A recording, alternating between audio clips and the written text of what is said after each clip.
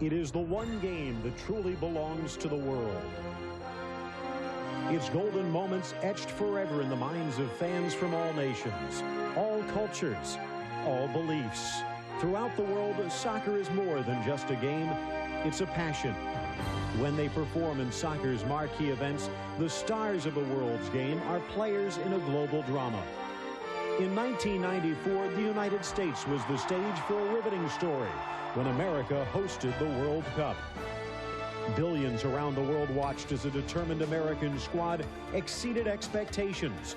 Born was a new generation of stars, homegrown heroes whose careers began on neighborhood fields in youth soccer programs. John Harkes, Tony Meola, and Alexi Lalas. They serve as the inspiration for today's young soccer players as they master their skills. As they practice and play, they dream of one day wearing the American red, white, and blue in a World Cup match. The World Cup provided the spark, and now it's time for the world's game to take its next step in the United States. The building blocks have been laid for the most ambitious coast-to-coast professional soccer league in American history. And history is made today.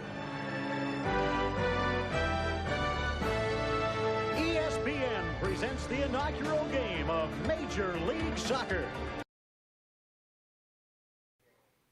Man, some things just used to be better, like intros and graphics, and we're back to bring you the best in MLS history. This is MLS Classics Remix. I'm David Goss, joined by three legendary guests, as we're going to take you back to April 6th, 1996, for the first ever game in Major League Soccer's history, the San Jose Clash, going up against DC United at Spartan Stadium out in San Jose. And with us for this, who could be better than one of the all-time great goal scorers in U.S. national team history and former San Jose Clash player Eric Wynalda. Eric, when you think of this day, and people have asked you a lot about it over the last few weeks, what do you think of?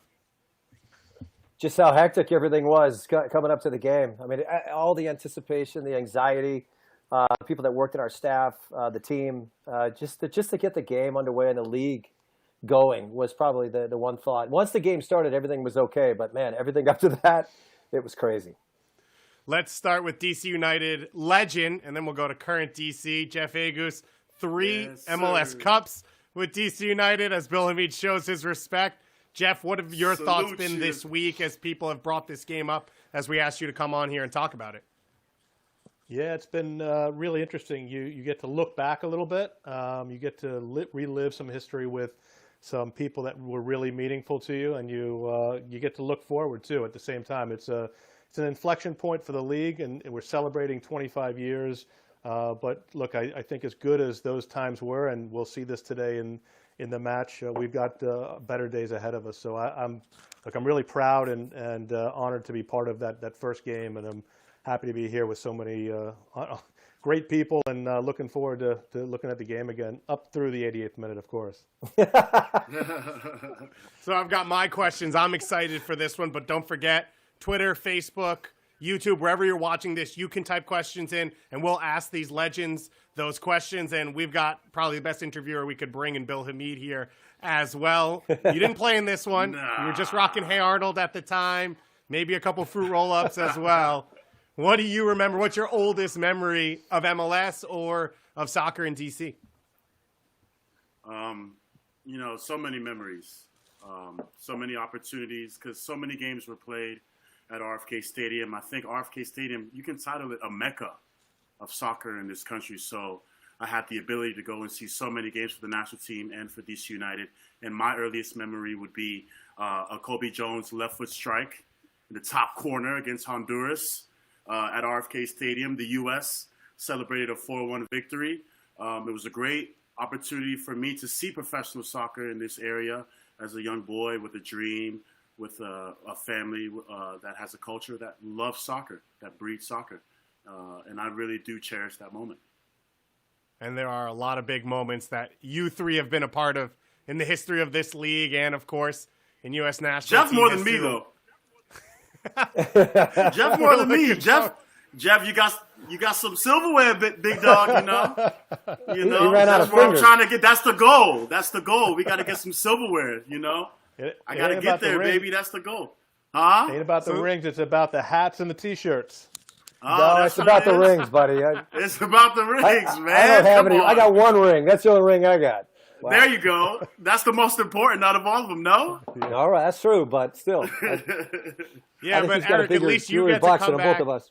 At least you get to come back and relive a victory once a year every time this game comes back around. So you do have that one. This was the lineup your team rolled out here for this first game. What do you remember about hearing about this lineup for the first time? What should fans be looking out for? Well, I mean, the morning of the game, this is the first time we saw it as players because we had just gone through a preseason where we had never played this lineup. Paul Bravo, number 9, who's now almost in a defensive midfield 6 spot, usually played up top with me, and Beitcher would be out to the right, and Victor Mea would have been in the middle. So this was a surprise to us, but we still had Bittaroja on the left, Timmy Martin, who we knew really well. Dayak can do the job, and 2 solid defenders in Doyle and Imanello. So Tommy Lanier in the nets. There was a good fight between him and Salzburg, and he got the call, but he had a great game. So this is the San Jose Clash group under Laurie Callaway, and we'll talk more about him as this game goes along. Jeff, let's take a look at the DC United lineup. There was 4 players allocated to every team in MLS to start them. You were one of them, along with Marco Echeverri. What do you remember about this group? This was a really fun group, but this group would really change considerably between April 6, 1996, and when we eventually went on to win in October of 1996, and I attribute that to that winning to a lot of those changes. Unfortunately, we had some players who were very talented, but didn't fit in well. We had a very strong back line. We had a good goalkeeper. Obviously, Marco and John in the middle was our strength, and we thought that Juan Berti Suarez was going to score all the goals. Unfortunately, that didn't happen, and we made a change. So this is the group rolled out, though, for the first game under head coach Bruce Arena. Of course, at the time, this was his first professional soccer game as a head coach, legendary coach, of course, of UVA, and would go on to coach in the Olympics later on here in 1996. And this gives us a good opportunity to get to the game. You guys, what was the environment like? Perfect day, perfect weather for this one, and this is what you guys have to build it for. All right, first thing that stands out, Bill's right, man. These jerseys. I mean, you guys, DC looks great. We look. That's about as silly as you can get. I don't know how many different colors we threw in there. Nah, I like it, man. I like it. I like it. I like the style. I like Kevin Payne. Mr. Kevin Payne. There you go. Mr. Kevin on the Payne. back of our jerseys, we had tradition all the way back to 1996 when there was literally no tradition. Yeah, but I'll tell you what, though. He did it right. It was a class look. I thought out of all the uniforms, that was probably the best one coming out of the chute. And just to talk about the times and where things were at, ESPN missed the first kick ever in MLS history while they were zoomed in there on the captain, John Marks. We are off and ready to go. And I get the title of 12 seconds in, the first offside. There you go. Good job, Eric. Good for you. Good for Eric, you. Always you came back. Eric? You came back to San Jose. You were allocated to San Jose. So for fans out there that don't know, every team in MLS was allocated 4 players. There's supposed to be 2 U.S. national team players, 2 foreign internationals. You had 2 Nigerian internationals on your team. You were allocated to San Jose. What was the experience like? Did you choose San Jose? Did the league put you there? What was that conversation and why? Well, I mean, look, there was a lot of speculation about where I would end up because I grew up in Thousand Oaks, Westlake Village, which is, clearly in Southern California. But I had already just spent 3 years up in the Bay Area, and I knew this stadium. I knew the fans. I knew the players, Beitcher, Bravo, Troy Dayak, Doyle, Timmy Martin. This was a team that was we got lucky. We thought we had already had that team built, and everybody was scrambling, trying to figure it out. We just basically had to hit the reset button with the San Francisco Bay Blackhawks. So I wanted to be a part of it. I love the Bay Area. My kids are born there. It's just something that I love the place. So I wanted to be back there. I wanted to be back. So Kobe Jones, you're welcome. You got to go to LA because I chose not to go. One of the big moments in MLS history, of course, as Bill Hamid already said, Kobe Jones, a legend himself. Jeff, for you, DC United, Bruce Arena was your coach in college. Was it an easy decision for you? Was it a decision, or were you just told where you were going? Well, I was told where I was going, but I was trying very hard to get to D.C. Obviously, Bruce is a known commodity to me. I knew Kevin from the U.S. soccer days. It was an hour and a half up the road. You see that An tackle? hour and a half up the road. Hey, welcome back to '96, Bill. That's a VAR right there. Hey, and That's why we have a disciplinary committee. Hey, guess what? Okay. You're not going to see guys diving and rolling around yet. This is '96. Marco just got crunched. and he got right Oh back my up. gosh. Whew. All right, sorry, Jeff. Please. No. Oh, There you go. There's another one. That's a yellow card today. That's a pat on the back then. yeah, but that's Richie too. He's got, He's Nah, a little closer Richie. to I love the. Richie. Be nice about it. Just he's a little closer to the ground than the rest of us. You said it, not me. Jeff, how was it? How was the program? How was the team? How was the organization back then? What was the culture like? How was the feel as a player in a new organization at DC United in Washington, D.C.? It's a great question, Bill. Everything was new. And so there wasn't any tradition. There wasn't any history in the way there is today. So we had to create our own. But what I'll say is the one thing that we had as an advantage over every other team is we had our own facility. We were out at Old Redskin Park in Herndon. Yes. We had the players on one level and the office staff on the other. So everybody was together.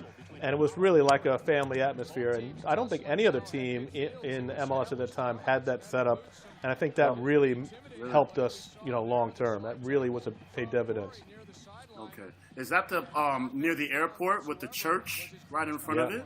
Oh, That's Old it. Redskins Park. Wow, man. Old That's a Redskins legendary Park. park. Wow. It was unbelievable, and you'd stay there and you'd play ping pong against the guys afterwards, or you may have another workout or go into the gym, but everything was there for you. Whereas, when I went to San Jose and was traded from DC United, we literally had to go to a community college and change in the parking lot, and then change back before we went home. It was a completely different experience. Hey, clear this up for me. Who bought the ping pong table? Where in Do you San Jose? remember? No, who bought the ping pong table in D.C.? I was told that Marco bought it. That may have happened. It may have been Marco. Yeah, I thought that was cool.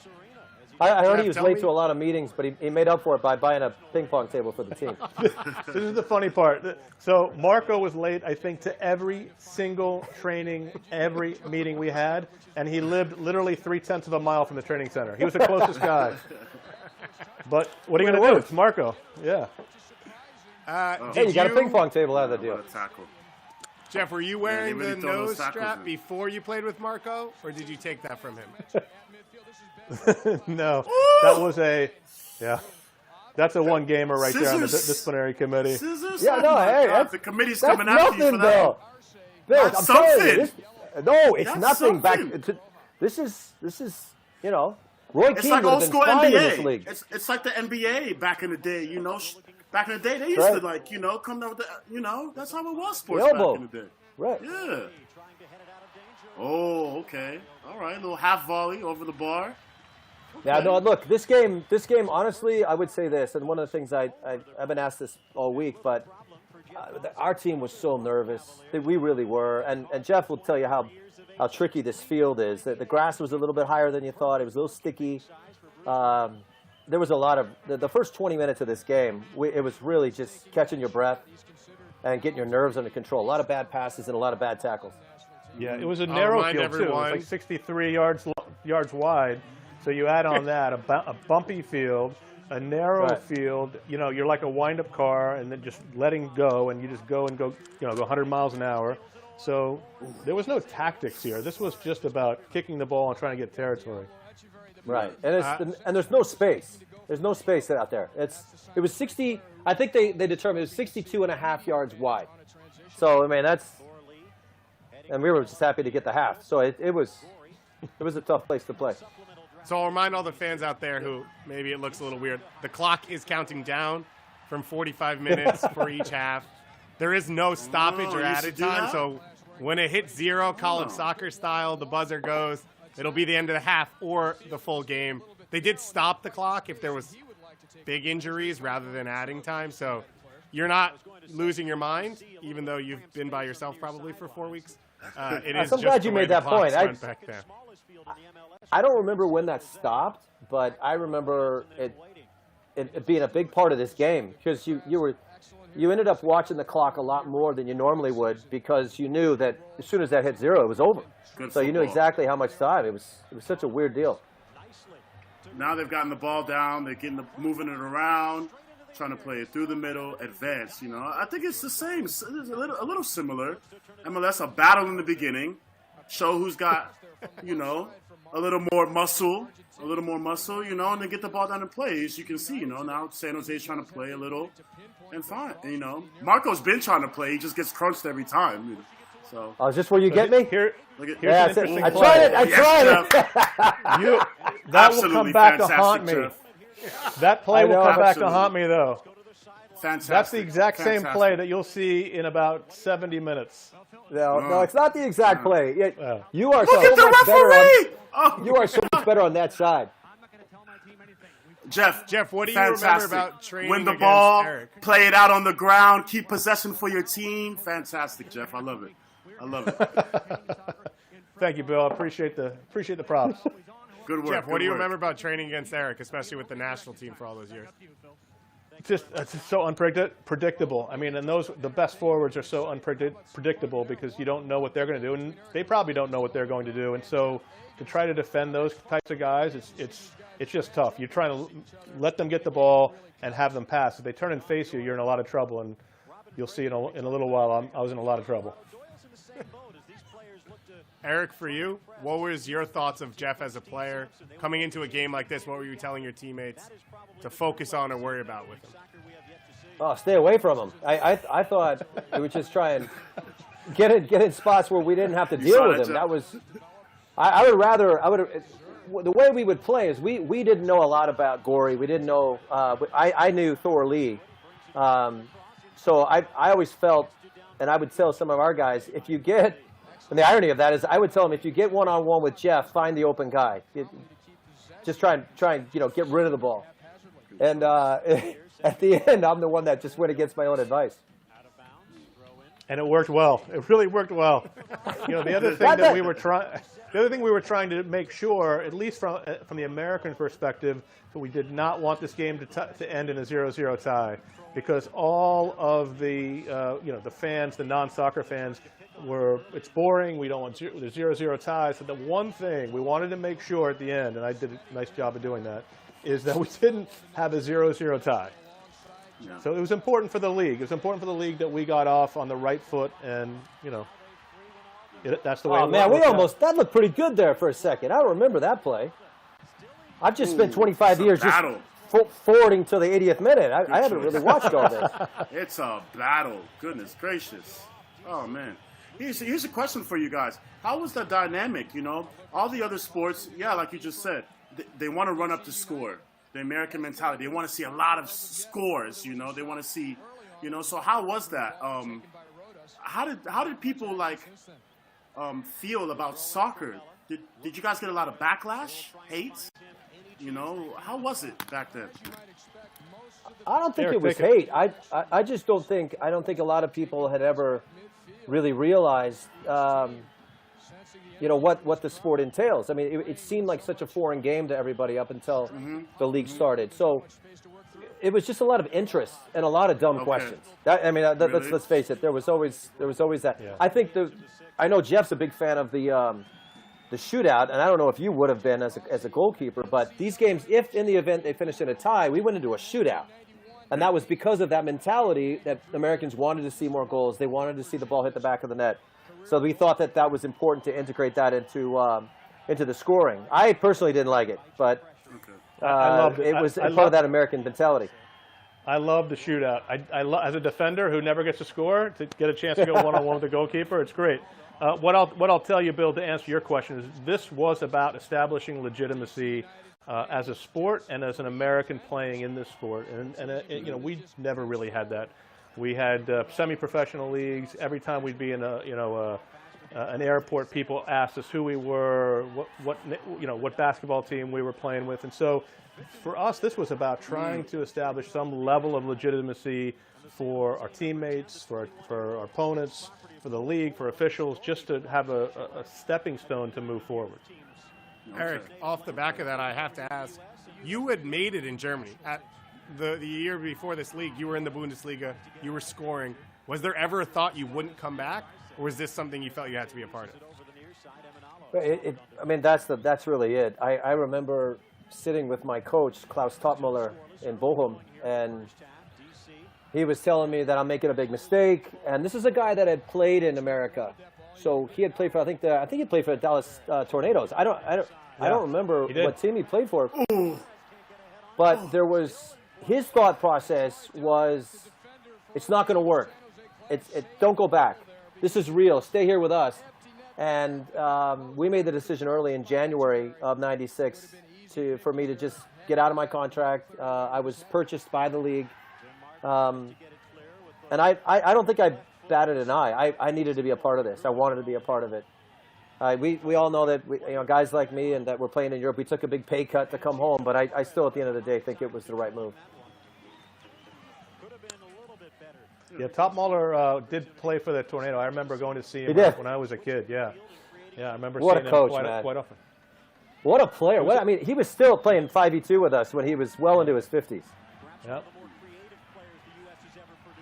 Jeff, for you, going to NASL games, now playing in the first ever MLS game, what was that experience like? What was that thought process? Yeah, it was surreal because the NASL was a very different league than what the MLS was in terms of the American perspective, because you were required to have 3 Americans on the field in the NASL. So it was essentially like a goalkeeper and a defender and then maybe somebody else.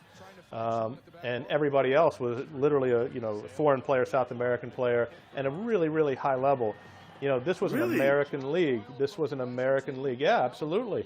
And so, you'd wind up having, like, in Dallas at least, Steve Petcher, who was a defender, Kyle Rote Jr. actually was one of the few Americans who made it through, who was a forward. But you didn't have a lot of Americans, maybe Ricky Davis and the Cosmos, who broke through. But basically, you were required to play with 3.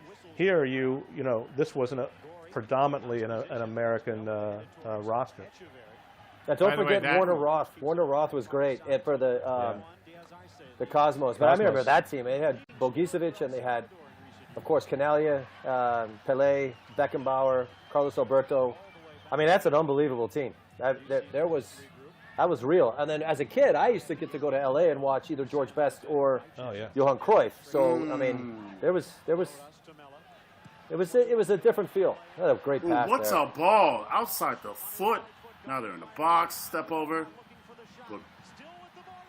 The first real chance here. What's a block? What's a block on the line? That kid San can play, Jose, man. That kid can play. He's a Chilean kid, Victor Mejia. Yeah. There's a reason why we gave him the number 10 shirt. The kid could move, man. The guy that blocked that, Sean Medved, would be traded to San Jose and live there, and still lives there to this day. Good. Yeah, Good. Shout out to Sean and we got a question. We got a question on YouTube from Brian Sanchez. As you saw, the zooms in on John Doyle and his locks. How did these guys play with so much hair, and why don't players have such long locks anymore? I mean, look at it. It's glorious. I had just cut my hair too. Now I can't grow hair to save my life, but I think it was just a part of it. I mean, you could go back a couple of years prior to this with Dom Kinnear, and he was a part of the Blackhawks team, and that guy had like I don't know how we did it, but it was just the way. It was the '80s, man. It was like that. I thought I was the lead singer of Def Leppard. I don't know who I thought I was, but that was just what we used to do. Jeff, I blame. Sorry, Bill. We're going to MLS Cup in 1996. You were picked by Alexi Lawless for the all-hair best 11 in MLS of 1996. It actually happened at a banquet. Candidates. Yeah, oh, really. By the way, Jeff, you just got me again. I don't know if you saw that, but well defended. Look, this is the beauty of the attacker mindset versus the defender mindset. I could do that 8 times in a row, but he only needs one. Just needs one.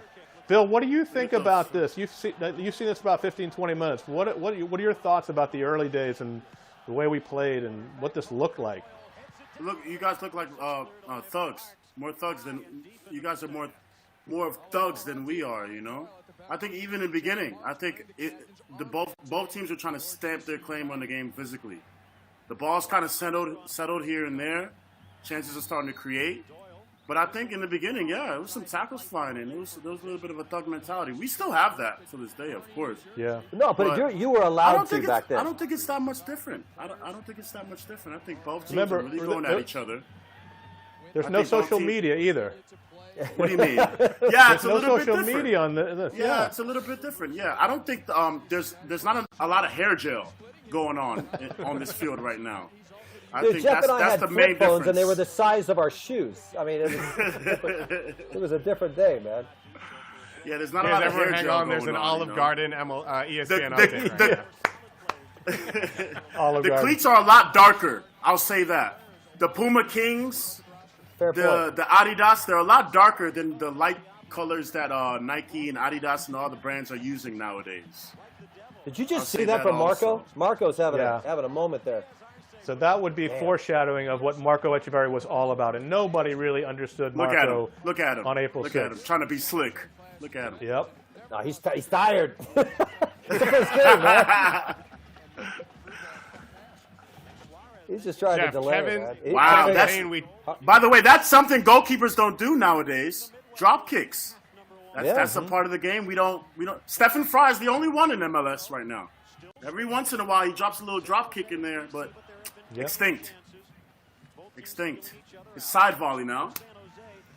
Hey, if you were out there on that shoebox, you wouldn't want to play out of the back either. It was tough. So what are you saying? Greg Berhalter couldn't have coached both of these teams because of the field? No chance.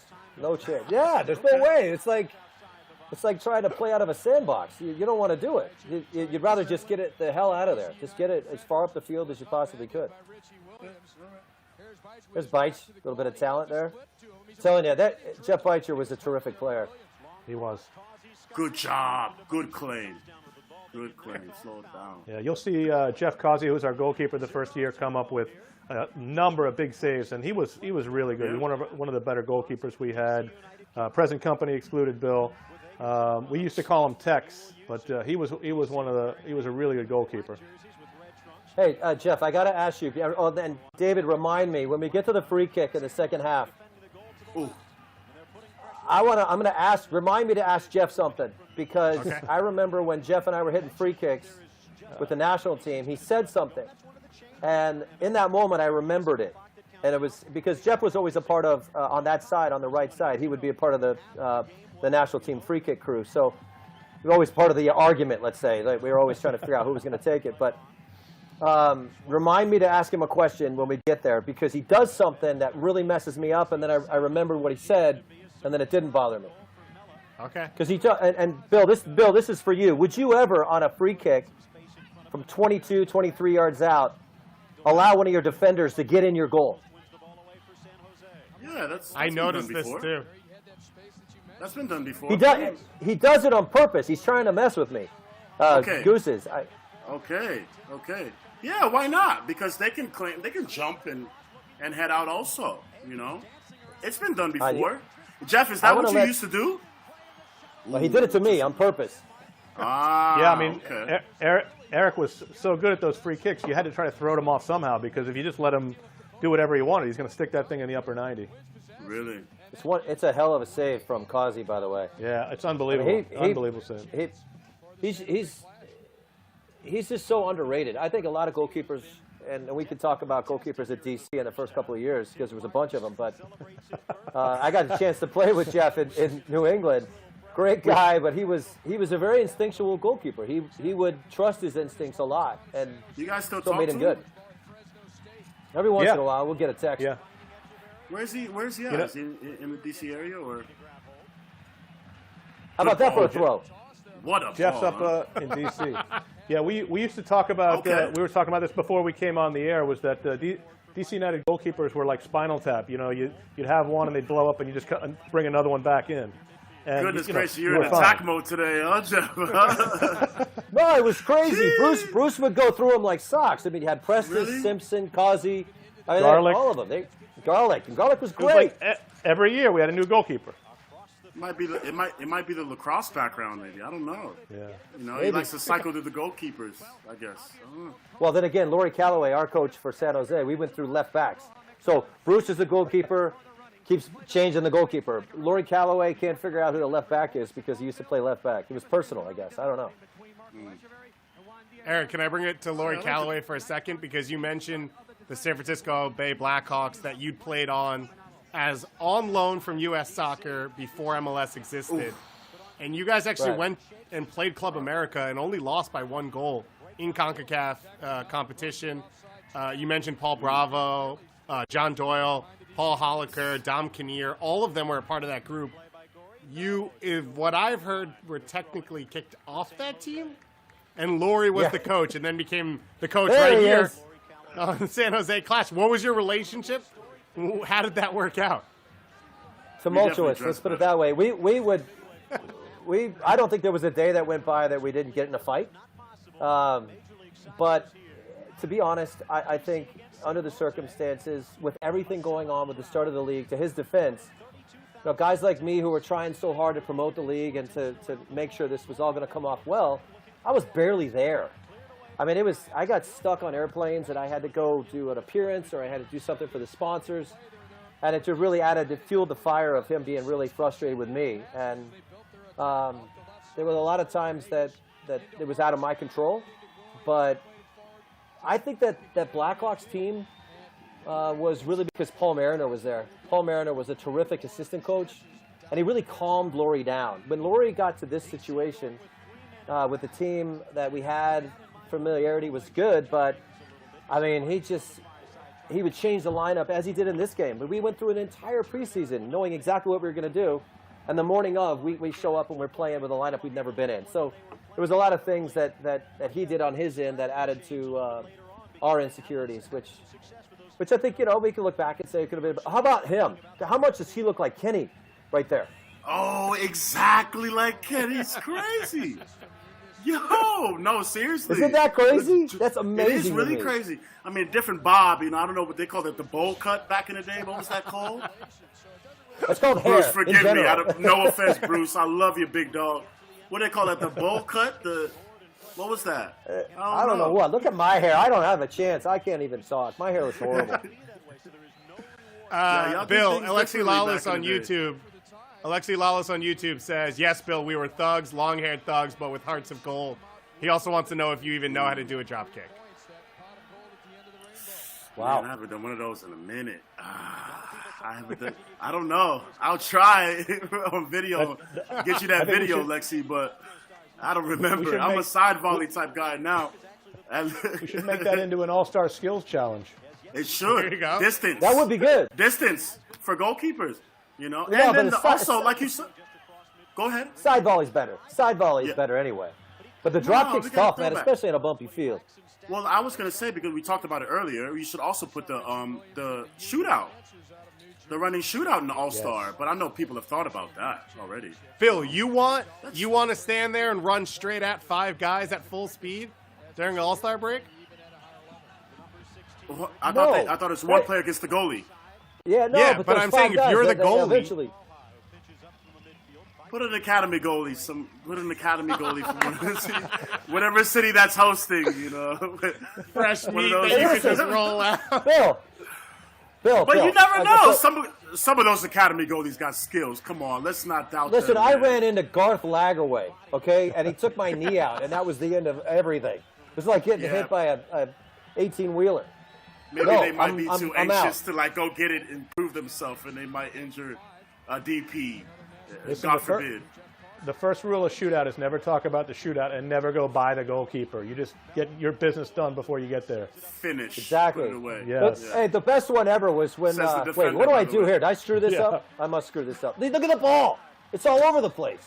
Yeah. Was that your first? I thought that was your touch. Right? Oh, good ball though. No, I think, look, it was like ball just going everywhere on you. It was just bobbling up and down on that field. It was terrible. And if you'll see, there was a MLS logo in the center in the midfield. They had to spray Right. over because they sprayed that down and they didn't know that you couldn't have a logo on the field as per FIFA rules and policies. So it's just the craziness of this field, I think, is emblematic of what was on the field and what we were trying to do. It's just like you throw it together and hope it works out.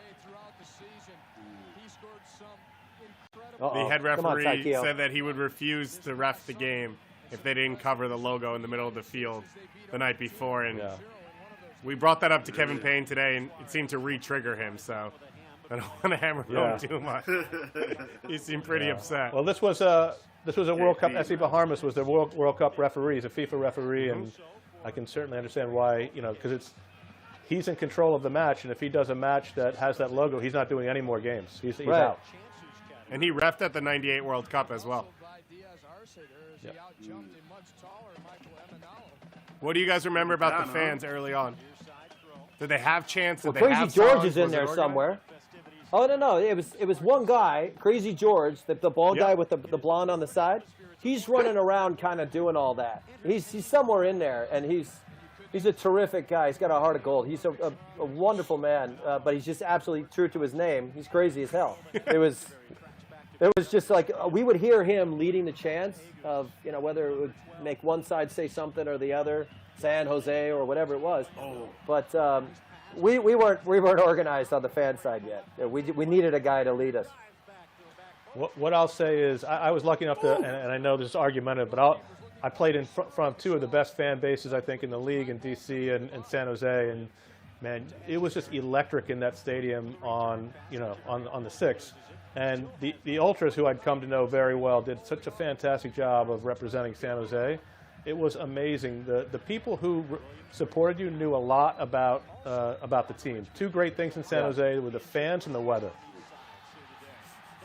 There's Bleicher. Good touch.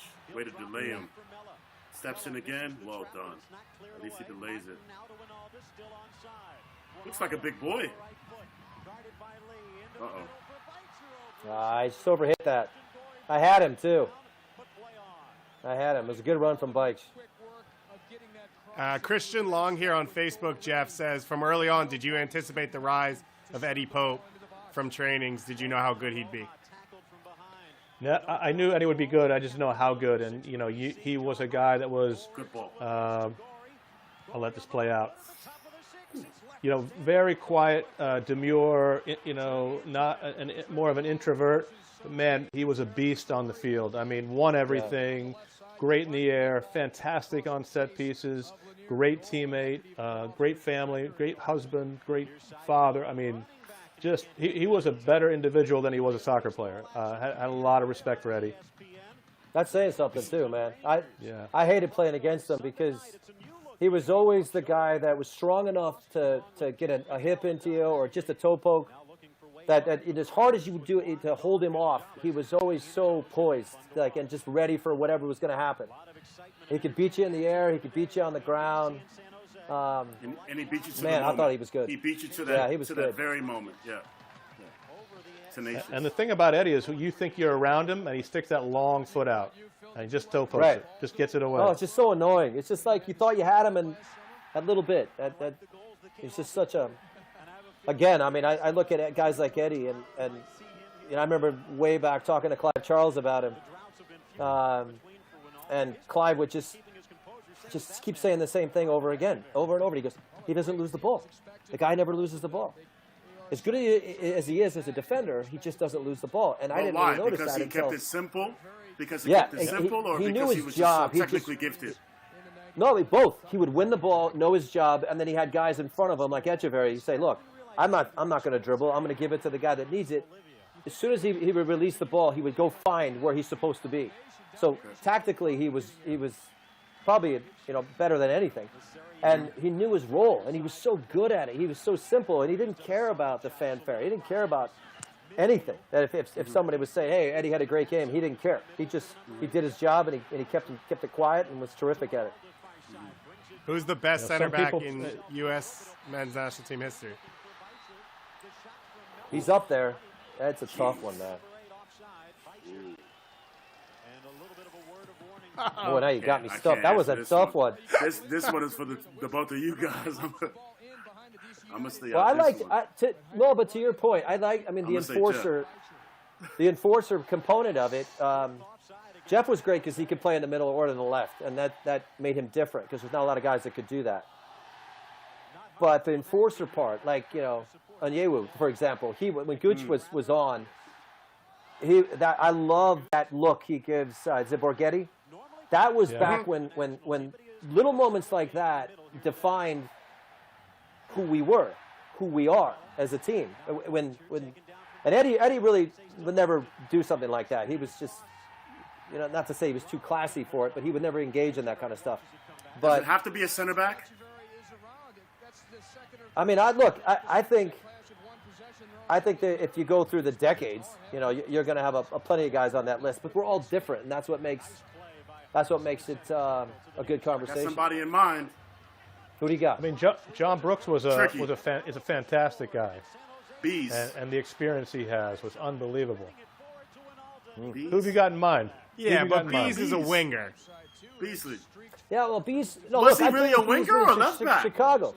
He was a better an offensive player. It's just like anything else. He just kind of migrated back to that spot because he was good enough to play defense. But when you had him on the offensive side of things, like when I played with him in Chicago, wow. I mean, you give him the ball and just go get open and get in front of the goal because he'll find you. And he and Landon would combine. He and Landon would combine on the national team like nobody else. I mean, they knew each other. He could have let advantage go there. Now that I look at that play, he could have let advantage go. We had him. It's a nutmeg. He goes down. Watch it again. He nutmegs him on a pass. This is a pass. There's going to be another one at the end that I think is going to be worth a yellow card. You'll see right on the touchline. I'd say half this game is worth a yellow card, if you're being honest. At least the first 10 minutes, at least. There's some Alex parts that X are on red YouTube card. wants to know, for Jeff, how is it playing in front of Barra Brava? And Bill, how does it compare now at Audi Field? Bill, you want to answer that? And I'll go. I think now it's so the culture is really embedded in like the youth. So you see a lot of like young kids from the inner city that are a part of it. The Lot 8 lifestyle, it's obviously died because there is no parking lot. So a lot of those kids, they're not going to be there obviously having drinks and barbecue and all that, but they're there in the crowd and they enjoy it, and it's embedded in the community. So I think it's a little different than I don't know how it was back in the day with Jeff, but I think now it's very diverse and the culture is really there. So Guys, this isn't a bad game, by the way. I agree. It's not a bad game. It's terrible. You guys It's want to not that bad. No, I would answer the question. I would say there was, the rise of MLS is a big part of it's due to the supporters culture. The first supporters culture was Barra Brava. That was really the first one, jumping up and down, stands going up and down. And, you had the roof at RFK, so all that sound stays in, and it was just amazing and a truly, truly 12th man. And that's why I said earlier I was lucky to play in front of some of the best supporters that we had in the league. And a lot of those people that were there when you were there are still there, man. Yeah. The season ticket members, they renew these tickets year in, year out. I swear on it. They're still there. I've seen when I'm fortunate to go down to Audi Field, it's crazy. And I see those guys, they come up to me and they've still got the jersey on. They've got I remember, going to that game back in the 90s. Yeah, the two-button jersey. The two-button, yeah. I remember. That's the one you guys got on. Yeah, the faux polo. Yeah, I remember that. Jeff, my friends at MLS Espanol want to know, the Marco Echeverris, Jaime Moreno in a few months, the Latin influence on this team and those Barra Brava fans, how much did that affect the way the culture, the tradition of DC United was created? Yeah, it was a big piece of it. I think we owe a lot of our tradition to the Hispanic community and the Latin community. I mean, just having guys like Marco and Jaime, in Raul Diaz Arce as well, in with our team and training, made us better people, made us better players. And so you can see that across not only our team, but I think all of the teams. And it made everybody better in training, which made everybody better in the matches. And I think there was a connection once we got out on the field with our fans. And that was what really, I think, connected our fans to the team. Ooh. Marco out there. Yeah, Marco made me better. Yeah, By the way, Marco made me get better rid in of John training Doyle. too. When I was in the Yeah, I bet he academy, did. I got a story about Marco. When I was in the academy, Marco had retired. He started working with the academy team, the under-18 team. At the time, he still had that left foot, that free kick. He still had that left foot. He put me in the goal right at the top of the 18. He'd get like 20 balls and just bent with no wall, just bent free kicks after training to the point where I never get to any of them. Every academy player's on the side laughing. Like, come on, you're getting banged on. And Marco's just hitting free kicks in the top corner. Yeah, I'm I said just this. trying. I said this in our interview the other day. Is that the great thing about Marco is that his greatest things were done in training. People never saw how good a player he actually was, and all the stuff he tried to pull off, and it was unbelievable. Yeah, that left foot was lethal. That left foot was lethal. He had a good left foot. Eric, Ron Compton wants to know from you. You played in the World Cup in '94. How does this first MLS game rank in your career? Well, I mean, you play in a World Cup, it's just a different deal. This was more personal. This was more emotional. This not just the fact that I had lived in San Jose prior to this, and I cared about the success of the city and the club. But this game in particular, when you go back and you watch it now, and I got to be honest, guys, I don't think I've ever watched this part of the game ever. This is like I wouldn't have watched it, but. There's so many emotions that you go. I have fast forward to the end, baby. But the reality is this game was really a testament of so many people that had come together to try and make this work. And so the emotion was tremendous. I mean, believe it or not, Jurgen Klinsmann called me the next day, the next morning, and I didn't recognize who it was at first, and then he had to tell me who he was, and I thought that was really cool, that it had touched so many people that, Jurgen at that point really didn't have that much of an inclusion in the fabric of what we were doing in this country. And just for him to call me out of the blue and say, hey, I watched the game, terrific, I'm really happy for you, and good luck, and best of the family. I thought that was really neat. There was a lot of things like that. There was a lot of people that wanted to see it work in this country. Is he going to call him offside? Oh. I'm not sure he was offside. There was a couple questionable offside calls. Thank God he called him offside. They got replays, or they're going to give us a No. replay, or no? No. There's no video review, no replays. Old school. You could get away with a lot back then. Goodness gracious. Jeff and Eric are staying quiet. They're just nodding their heads. Yes. Yeah. I probably wouldn't have made half of my career on the field. I would have been suspended for it. And we've had some good moments here. I think there's been, again, there's tackles like that really It's a battle. disrupt the flow. But I think some of our guys have really had a better half than I remember. One of the things I Not a bad realized idea. watching this game is the amount of range the midfielders cover. Like, it was more like, it felt like at times when you watch the youth games and like the best players, the center mid, and he's covering every single angle, it feels like there's times where Richie or whoever it was, Marco, they're in one corner of the field and then they pop up in the other corner like a second later. But guys like Medved, you wouldn't realize what a good performance he had. I think he was a late sub, mainly because he had put so many miles on his body at that game. And I thought to be fair to the situation, and even though Richie's gonna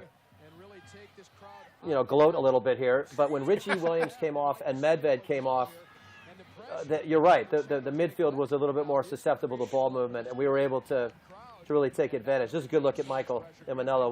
What a beautiful man he is. I love that guy.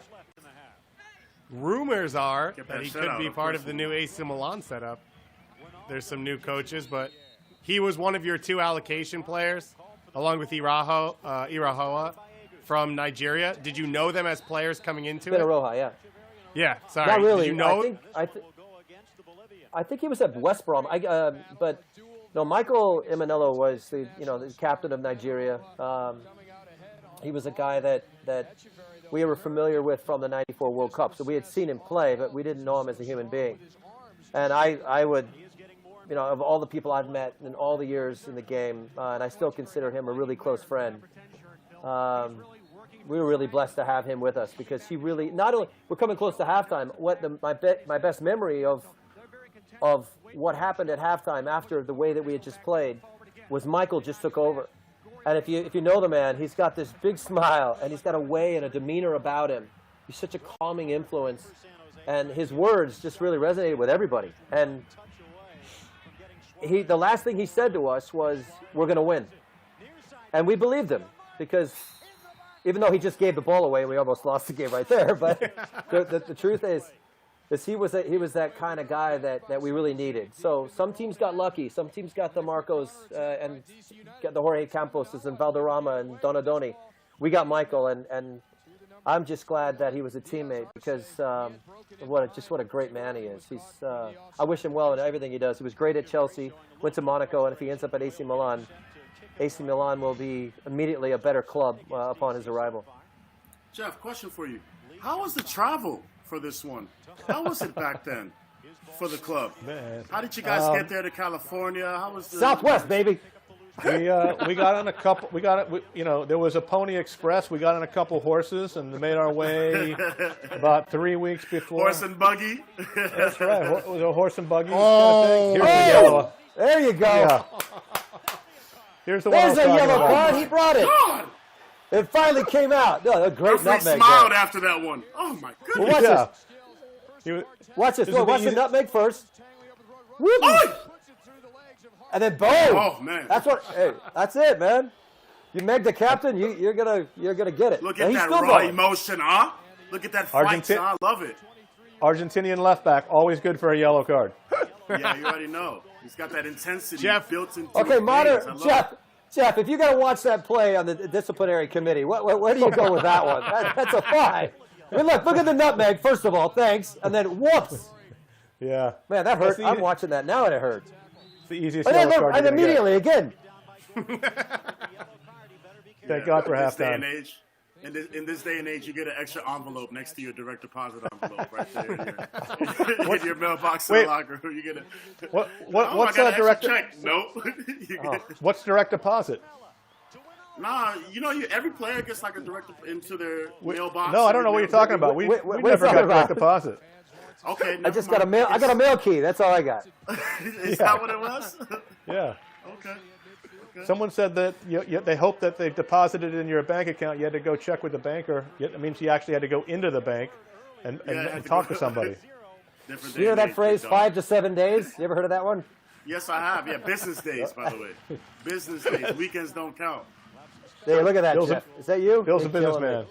I got you. I just yelled at you. What did I say to you there? I was too Lexi at tired halftime? to hear it. Lexi at halftime? Yeah. Yeah, he's coming. Okay. All right. No, not on our broadcast, unfortunately, Bill. We can go cut Okay. that out and send it over to you so you can watch it at home. Nah, it's okay. It's all right. He'll teach you how to Look at that, become a Bill. pro when you grow up. Look at that. The clock hits 0. It's over. There's no. Just like It's that? so weird. So weird. I hate No it. extra time. No. No. That's it. Because Zeros. We're done. referee stops the clock. Okay. So before the we get to our advantage- halftime entertainment, because we do have a halftime show for you, Bill. Don't worry. We're not going to leave you hanging like that. Real quick, we have to Looking say, forward to it. last week MLS rolled out its hashtag MLS Unites. Every team, players, coaching staffs, the league staff, everyone across Major League Soccer and the American soccer and Canadian soccer communities trying to help just a little bit through this COVID-19 pandemic, to help supporters, to help their cities, and to help the world just a little bit more. So you can go to your team websites to see what your team is doing. There are some clubs that have their trainers giving health tips, some clubs that have dietitians that are giving some tips as well, and there's player engagement as well. Bill, for example, what are you doing to stay healthy? Home. We have a workout set up through our team training staff. We have regular video conferences that we're doing twice a week. with the coaching staff, to the medical staff, the training staff, and all the players. We have to report. We have to fill in our programs and spreadsheets and get them in on time. So they're keeping us in shape. They're keeping us fit. I just invested in Everlast little boxing kit. So I have like a boxing stand with a punching bag on my rooftop. So I'm able to go out there and at least get some cardio in, because every field in the city, in the inner city, is completely locked down. Police, caution tape. These kids love to play soccer, and these police are keeping them off of the field, which is a good thing for right now. So I'm doing what I need to do to stay in shape.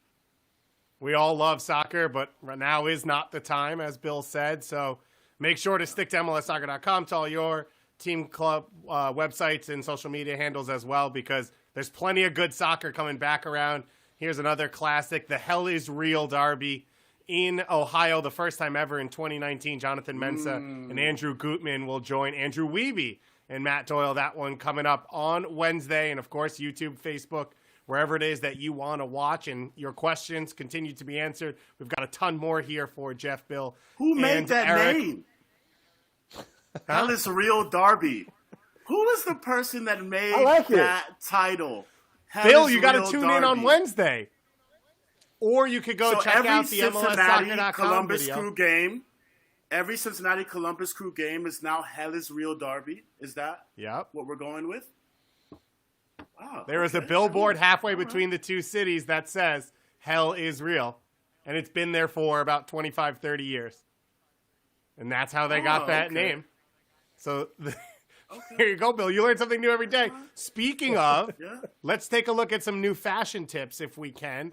This is a video here of 1996, the rollout of the original jerseys, like the celery green for the San Jose Clash. And they brought a couple players to New York, had a big fashion party. Let's take a quick look here.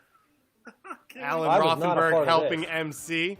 Jeff, Eric, were you in this? You guys weren't here. No. I wasn't there. I think they tried to find players that were like lookalikes. I think that was the deal. Yeah, this is the John Doyle lookalike. You see that? Okay. Is so that they found hilarious? models that look like the players. Yeah, But some of them are real players. Wrong number. I don't know. Mike That's Sorbs. That looks. Oh yeah, he looks. Oh okay, yeah. Sorbs. Oh, I love it. Was he with Philly? No, that was Kansas City. Kansas City. That was a trademark infraction. Look at that uniform. Jeff, you didn't get the call? No, thank God. The best thing I ever did was not be on that stage. Who did they bring up for the? Look at that. I mean, look. Oh, it's the same guy. Is that the same guy? No. Look at the hair. That's The a hair is different so person. bad. Oh my God, that's terrible. There's a legend. So he's supposed to. No, that's supposed to be Doc Kamalo, but that's not Doc Kamalo. And here is. Hey, that was Mike Burns, by the way. Seattle or Mutiny? No, that's This the is Tampa. Tampa Bay Mutiny. The Mutiny. That was the That's first right. great Great soccer shorts jersey as I well. ever owned. The first jersey I ever owned was a Mutiny jersey. Is that Harks? No, they are. Yeah, so Yeah, Harks of made course it they're out. gonna have. Of course they were gonna send Harks. He's a pretty boy. you And know. there's Hey, Tab. Tab. Look at Good the for you, microphone. It's Tab. almost taller than him. Look at that. Good for you, Tab. Good for you, big dog. And now we that are was back. brilliant. Ian I does have the to same work- thing. Bill, I got to order popcorn from the kids for this second half because this is where it gets good. Hang on. Okay, so San Jose takes yeah. control this half, I'm guessing. Oh my goodness, what was that? This is our Yeah, there's kickoff that play, thing Bill. yeah. Look. Look at that. It's a kickoff play? Shoot from Yeah. left field. Yeah, in between his legs, or he takes it. One or the other. And he's going for it long. There you go. Yeah, every time. No, Oh, okay. All right. we ain't falling for that. We got to bring that back. So, Eric, Jeff, as we kick off this second half, and Bill, for you as well, Kit McGurn on Facebook wants to know, watching this game, seeing where MLS is at now, what are specific key things the league still needs to do to improve? This is Jeff's full-time job, so we'll have Eric go first. No, let Jeff go first. I'd love to hear that answer. That's a fun one. Well, look, I think it's still continued investment in the league, and it's obviously with our first teams, but importantly with our youth academies, because we need to develop young players who are coming up through the game. We're investing in infrastructure and in training facilities and stadiums, and so look, that type of investment will continue to grow the game, and our goal of being one of the top leagues in the world will eventually get to. It's not going to be overnight. It took us 25 years to get to this game to where we are today, and I think that's been an exponential shift. And it's going to take some more time. But look, at the end of the day, I think that we have a really committed ownership group. We've grown from 10 teams to 30 teams here in the next couple years. And I think the questions now that are being asked of the league are not whether it's going to be here next year. It's how big is it actually going to be. And I think our better days are ahead of us. Yeah. Well, how do we make it better? If the question is how to make it better, it's just continue down the road of player production. I think the one thing that, even if you get into like how many places soccer is played professionally now, if you include the USL in that conversation, which are truly feeder leagues to Major League Soccer, no kid, there's so many markets now that these kids aren't getting lost in the shuffle. There's always a place to play, which really makes the soccer better in the end. You never know where a kid's going to come from. And when you talked a little bit about Tony Senna, who eventually becomes a part of this team, at this point, I think he was playing in a non-league USL kind of version of the NPSL something. And this is a guy that ended up going to the Bundesliga after his time in with the national team and with TC. So I think it's taken a lot of time, but I think the country is just getting better at player production, bottom line. Oh, Eric, don't worry. Tony was playing indoor soccer at the time. Oh, was he really? See, I got it wrong. Well, I mean, you watch this game, it's the same thing. I mean, we just run out of room every once in a while. There's a fan on YouTube. I agree with that. I think player production is important, and one of the things that I'm very involved in is youth soccer, is coaching in the Falls Church, Northern Virginia area. I think the only thing that I would say the difference between this soccer now and the soccer here in MLS now, the only thing I would say is probably adopt one of the things that you guys mentioned earlier, is having a certain amount of Americans in the game day roster. I think maybe if you say, not even having a certain amount of Americans, but maybe you need to have 3 homegrown players or 2 homegrown players throughout the course of a year have a certain amount of minutes. Every team is required to have 2 homegrown players have a certain amount of minutes throughout the course of a full season. I think that would help, because some teams, I think they slightly forget about their homegrown players. I think we have to remember these guys, because some of these academies have real talent, real talent. And I don't think they deserve to go to university. I think they need to be in a professional environment, get the day-to-day, understand and learn what it is as a professional, as a young professional, you know. And I think if we maybe put a rule on every team, 2 homegrown players. Every team is required to have a certain amount of minutes for 2 homegrown players throughout the course of a whole season. Just give our young players more of an opportunity. Yeah, it's an important point, Bill. I think it's a really important point, and those are things we've certainly been discussing with our coaches committees, with our chief soccer officers, with our ownership groups. They're extremely important to make sure that players have a pathway to go from the academies into the first team, and obviously our second teams play a big role in doing that. And so it is important not only from a development standpoint, but from an aspirational standpoint. I mean, you seeing Kobe Jones score that goal made you want to become a professional soccer player. Somewhere in the stands in this game is Chris Wondolowski, who would come on and obviously break every record and be a huge player in this league and with San Jose. And so you have to provide that aspirational model to players also. So I think those are all things we're considering. Yeah, for sure. Yeah, but, it'd be amazing to find out, to ask Chris, where was he playing at this point in his life? He's 13 years old. There's no academy system. There's just club soccer, and that's all we had. So it would be really curious to see where he is. Hey, by the way, Jeff, not to rub it in, but I just want you to know that I'm prepared. My daughter has brought me the popcorn. So there it is. I'm putting a little bit of butter on it. Getting ready. You've got a better support team. Like that, no, I'm good. My filet's being cooked right now. Okay, there you go. No, I have a weird feeling Where's the that trophy case? Go get the trophy. Go get the know, ring thing, man. I Don't know rub it's it in there in, man. somewhere, you know. Just pop it open. Say, "Will you marry me, Eric?" You know. Where is it at? I know it's somewhere in that basement, big dog. That's It's the in only there. chance I got to get a ring. I got to marry Jeff to get a ring. That's what I got to do. That's okay. I got 4 left after that. There you go. There it is. Whoa. That's a drop. Ooh. What's he doing? I'm yelling at him right now. I guarantee I'm yelling at him. He's going to have to apologize. There it is. I made a good run there. I think he could have passed that to me. Dave, what were you doing in layoff. 1996? Yeah, he just passes it right there.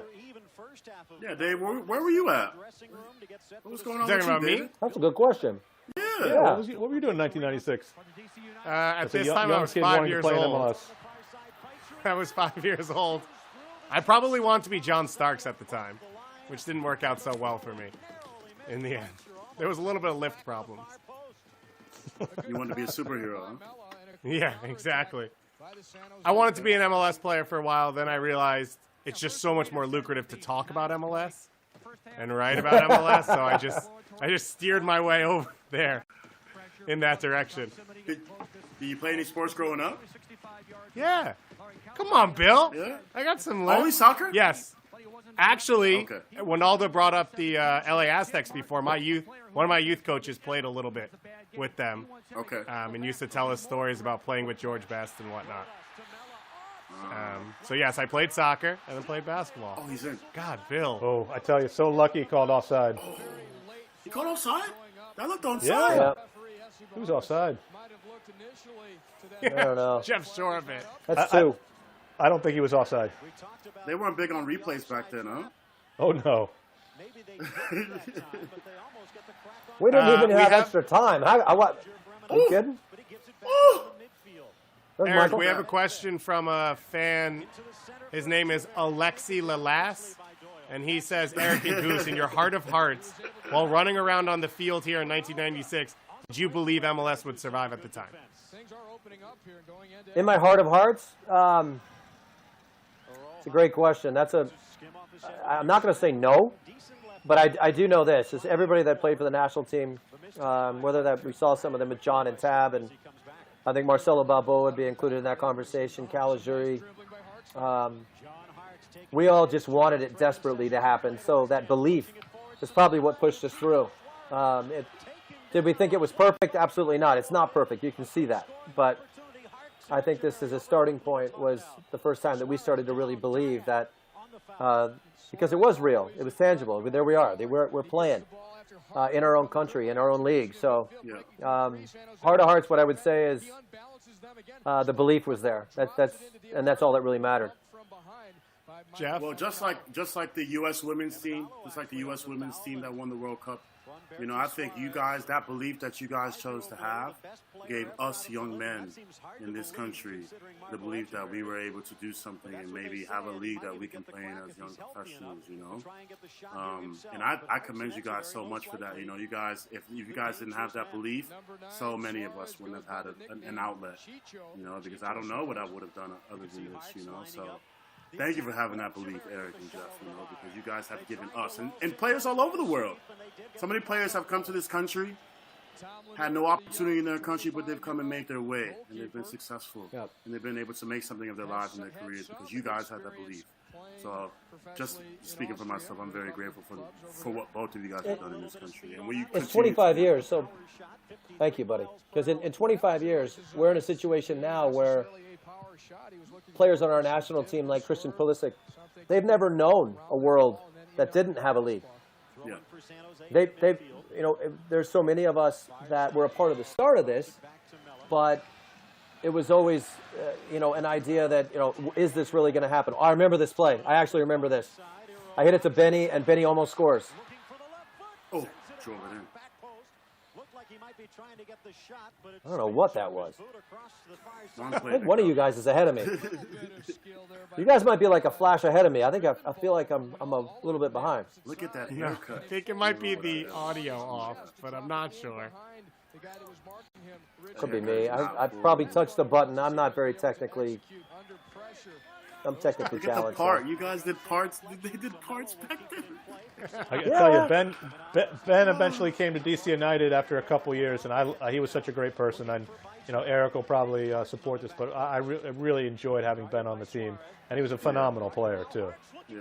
He's a great guy, and I was officially made a part of. I don't know about you, Jeff, but we're gonna watch this play.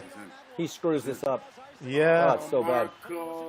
but that's Marco. I mean, Marco would always look for the pass. He was more, Irvin Johnson than he was, LeBron and finishing the plays out. He would try to find a way to make somebody look foolish with the pass.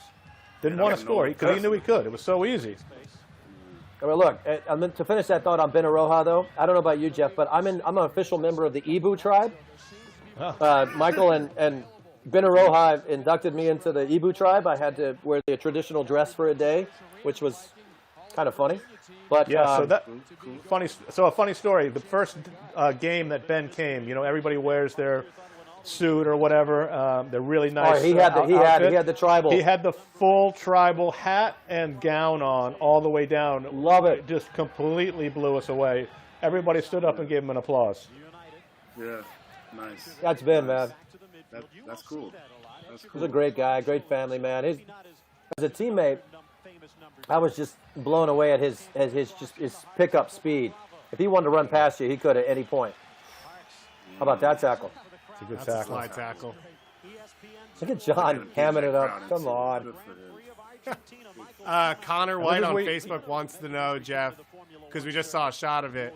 What was Bob like as an assistant on this DC team? Because Bob Bradley was Bruce Arena's assistant. For those who don't know, 1996, the Olympics in Atlanta, Bob and Bruce were the coaches and assistant coaches of both the Olympic team and DC because they had already taken the Olympic job before the MLS one really came around. And they also want to know if Michael was around ever. Yeah, so this is a great point. One of the reasons why I think we developed as quickly as we did is we essentially had two head coaches in Bob and Bruce, and they both complemented one another. Bob was meticulous and down to details, stats, and getting any piece of information he could. And Bruce was just like, look, I just care about the bigger picture. It's I don't really worry about all of that. And so you had somebody in Bob who would deal with it. And then you had, Bruce, who would be the big picture guy and say, look, this is where I want to be at midpoint of the season, where I want to be at the end of the season. And so it worked well. In terms of Michael was around all the time. I mean, every day he would come out to the training facility and he'd practice with his dad and kick around with a couple guys. And, man, Michael was a good player back then, young kid, but just a sponge, just wanted to learn, wanted to talk, wanted to hang out, just a complete soccer guy. How old was he then? He had to be about 13, 14. Because he was younger than that. Yeah, like Mike McGee and Chris Rolfe and Michael used to train with us in Chicago. And we used to we showed no mercy. We would just, elbow them into the ground, But I think it made them better players. Yeah. He was 17 when he was drafted with the Metro Stars. It was my first year with New York, my 1 year with New York. Right. So, you're talking about 97, 98, like 10 years old, 9 years old. Wow. That's crazy. It would be him, Ian Sarakin, Dave Sarakin's son as well, came out and trained with us as well when Dave was the assistant there. So, we had a very much of a family feel to it. And we had, kids coming out. We had, the wives who would come out. We had a family day. It was very much a family atmosphere. Yeah. Bill, is it still like that? Yeah. Honestly, yeah.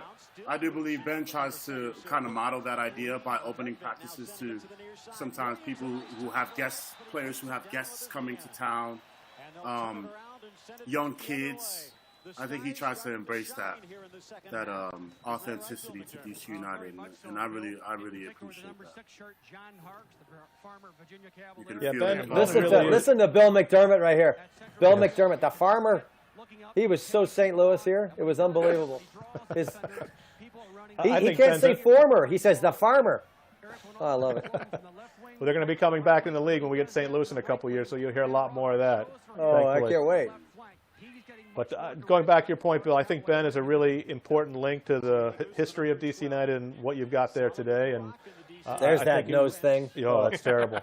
Yeah, I mean, I really think Ben's an important part of the team and just establishing, that history and that tradition that DC has been a big part of. Yeah, for sure. This is the other one. Why didn't he shoot? Right?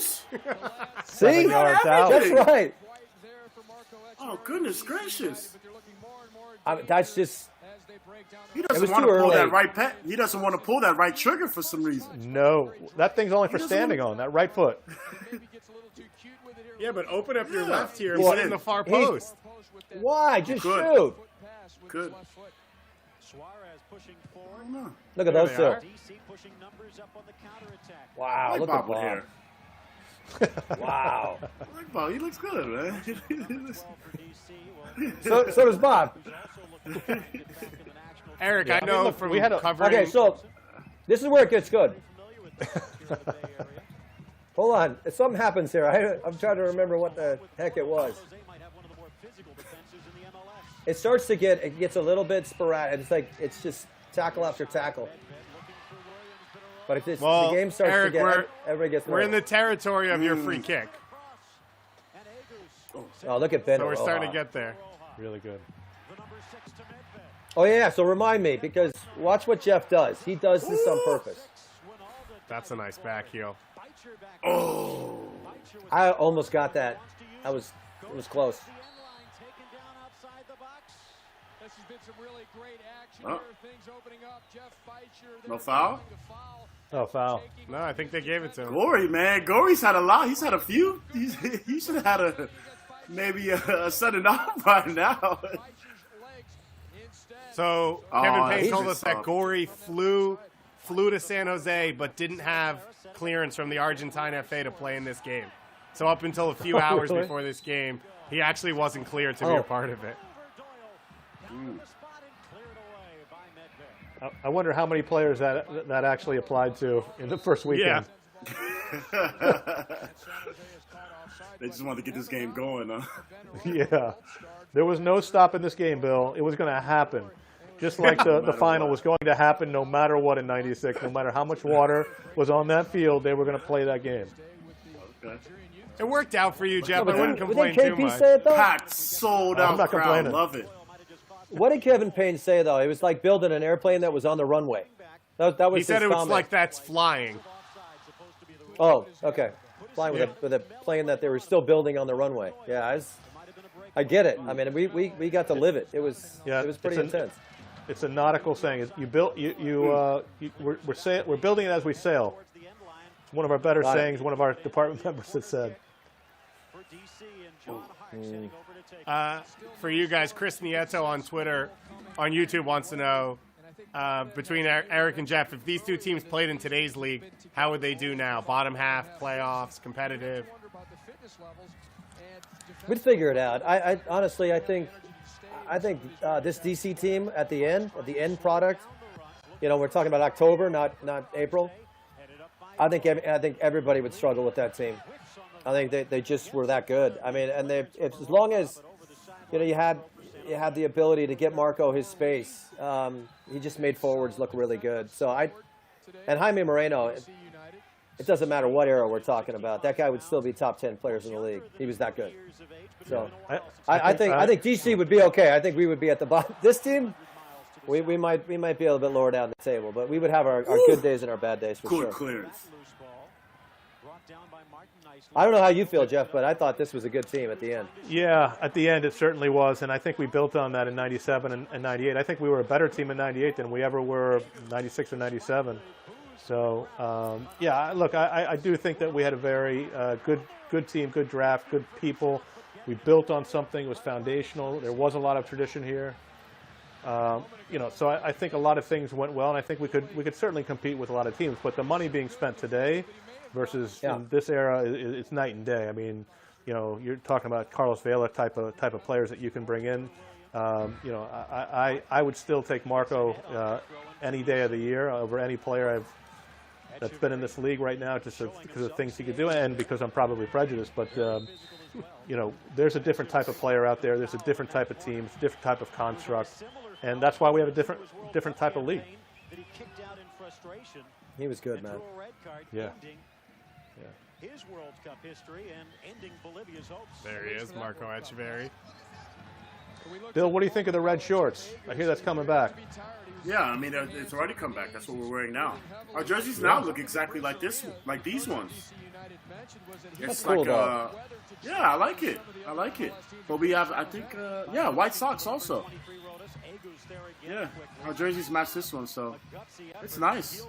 A little backlash from the fan base. They didn't want to go back. They wanted something cool and fancy, but I really appreciate the retro aspect from it, and I love the colors.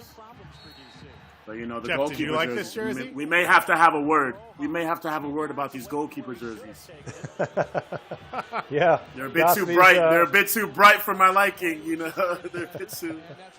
He's standing out. You know, I like to keep it simple. These jerseys were great, but they were really heavy. I mean, once they got wet, Yeah. it was like wearing another 10 pounds. Why worry about that, though? The performance and the movement of the sport is not the most important part. Well, now you've got these jerseys that are like form-fitting and everything's tight. This was back in the Michael Jordan days when everything was long, everything was out, you know, shirts out, it was hair out. I mean, that was the culture. And apparently for DC, it was supposed to be black on black on black. And you guys were forced to wear red shorts and white socks for this game. Yeah. And it was never the intention for that to be one of your uniforms. Look at this.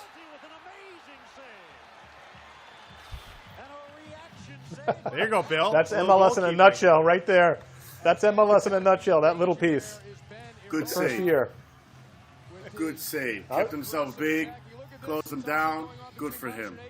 Good save. Good Yeah, but bump, too, by you. I see you trying to Cosby. shield. I see you trying to shield. You did enough, Jeff.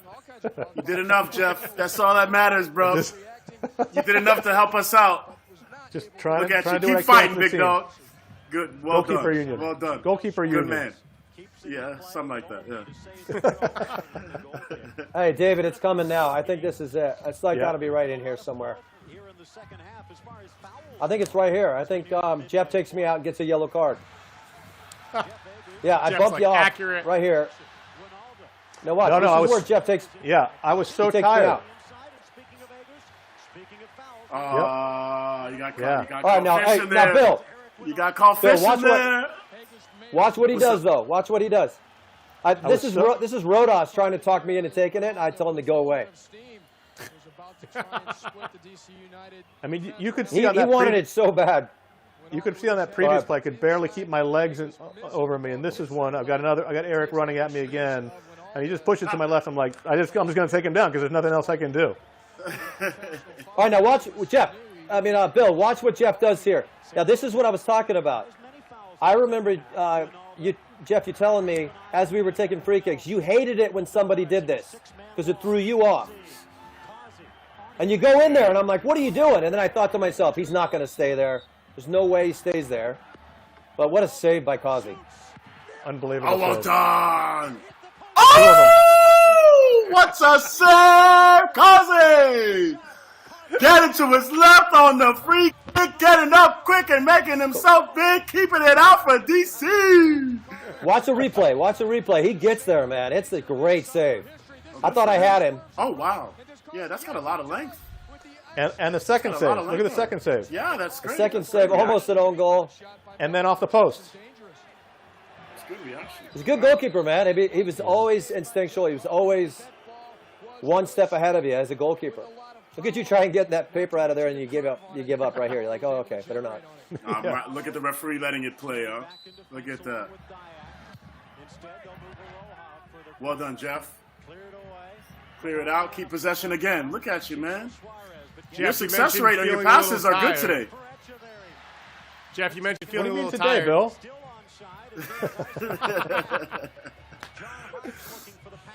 Jeff, when was the last time you played a game coming into this game? You mean like an official game? Well, didn't you coach at UVA the year before? Yeah, I mean, before this would be a national team game, right? So maybe it was in January, February, or something like that. That'd have been the last game. No, we had camp. I think we had camp in January and February. Was it the Gold Cup? Yeah, something like that. US there was Cup. Oh no, that was the year before. It was the Gold Cup. We had a '96 January. Yeah, but we didn't have January camps like where you'd have like more of a second team come in, or you get most of the MLS players, or you just bring in players and take a look at our youth players. Wow. Beitzer can play, man. The guy was. Ben screws that up a little bit, but that's some great defending. Richie? But Thor Lee, what a great name, Thor Lee. Well done, Richie. Marvel this is Super where Richie will Thor tell Lee. you, if I would have been in the game, it never would have happened. It's so Richie. We have a lot of questions on social media asking you, what was the Mitre ball like, and how were the soccer cleats back then? Everything was The dark. cleats were okay because we were still, everything was black. There was no really white or yellow or red or we all had black shoes. Times are different. But the minor ball, I'll tell you, this is a big moment though. Medved coming out because this is where the game changes, guys. I thought Medved was tired, but there was a lot more space in the midfield as soon as he came out. Yeah. And interesting enough, Mike Heweiler, who's from UVA, is an endurance guy. He's in the game because he's got a long tough game endurance. to come into. It is a tough game, and in 18 or 19 minutes, you don't need an endurance guy. You guys got to make a difference. Yeah.